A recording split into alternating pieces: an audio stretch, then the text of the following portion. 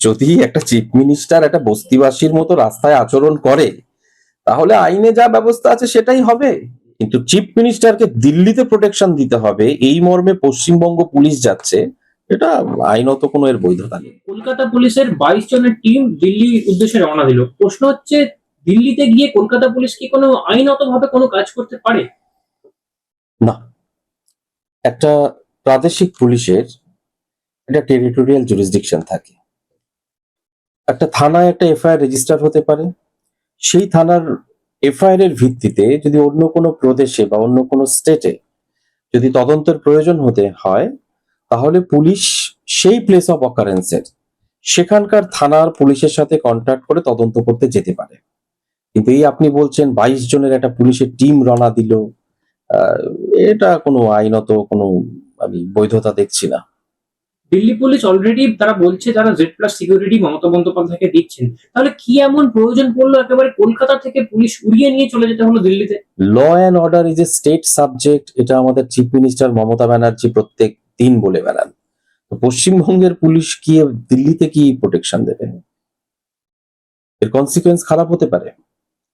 যে জিনিসটাই পশ্চিমবঙ্গ থেকে বারবার যে মেসেজ দেওয়া হচ্ছে যে রিপাবলিক অফ ইন্ডিয়া বা ভারত রাষ্ট্রের বিরুদ্ধে একটা প্রাদেশিক সত্তাকে জাগিয়ে তুলে একটা দেশ বিরোধী চেতনা তৈরি করার প্রয়াস, এটা তারই একটা উদাহরণ।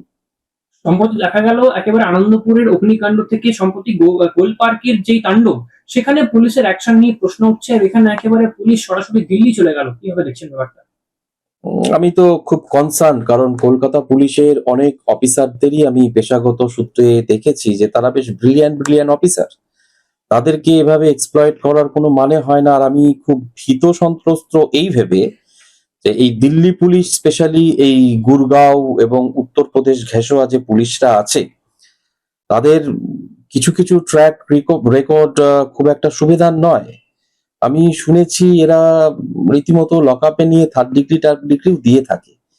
তো এই 22 জন পুলিশ কর্মকর্তা বা পুলিশ যারা গেছেন, তারা যদি আইনি পরিধির মধ্যে না থেকে ওখানে যায়, আর সেই দিল্লি পুলিশের যদি কোনো অতি সক্রিয় এলিমেন্ট এই কলকাতা পুলিশকে ধরে লকআপে নিয়ে গিয়ে কোনো অনভিপ্রেত আচরণ করেন, এর দায়ভারটা কে নেবে?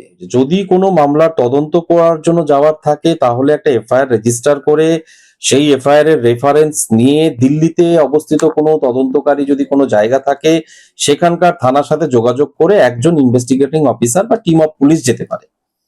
কিন্তু চিফ মিনিস্টারকে দিল্লিতে প্রোটেকশন দিতে হবে এই মর্মে পশ্চিমবঙ্গ পুলিশ যাচ্ছে, এটা আইনত কোনো এর বৈধতা নেই। কমিশনারকে আক্রমণ করে বলছেন তিনি একেবারে মিথ্যাবাদী বলছেন।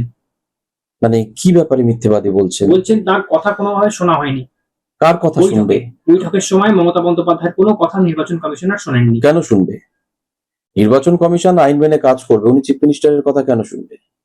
ওনাকে তো ঢুকতে দেওয়াই উচিত হয়নি ওখানে। ভারতবর্ষের গণতন্ত্র মেনে এই সংবিধানে যা প্রাবধান আছে সেই প্রভিশন গুলো মেনে ইলেকশন কমিশন কাজ করছে। সেখানে কারোর ওখানে গিয়ে ইন্টারফারেন্স করার কোনো জায়গা নেই। আমি পশ্চিমবঙ্গের একজন নাগরিক হিসেবে আমি আশা করব পশ্চিমবঙ্গ সরকার, স্টেট মেশিনারিজ, পুলিশ এবং অন্যান্য যে কোনো এলিমেন্ট, তারা এই থ্রু আউট রিপাবলিক অফ ইন্ডিয়াতে নিজেদের যা পরিচয় দিচ্ছে তাতে বাংলার মান সম্মান হানি হচ্ছে, এটা থেকে বিরত থাকুন।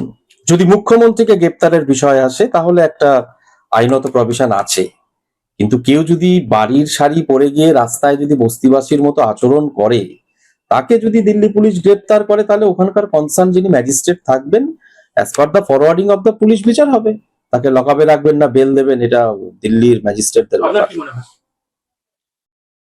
বললাম তো যে যদি একটা চিফ মিনিস্টার একটা বস্তিবাসীর মতো রাস্তায় আচরণ করে, তাহলে আইনে যা ব্যবস্থা আছে সেটাই হবে। এ আমরা উদাহরণ আগে দেখেছি।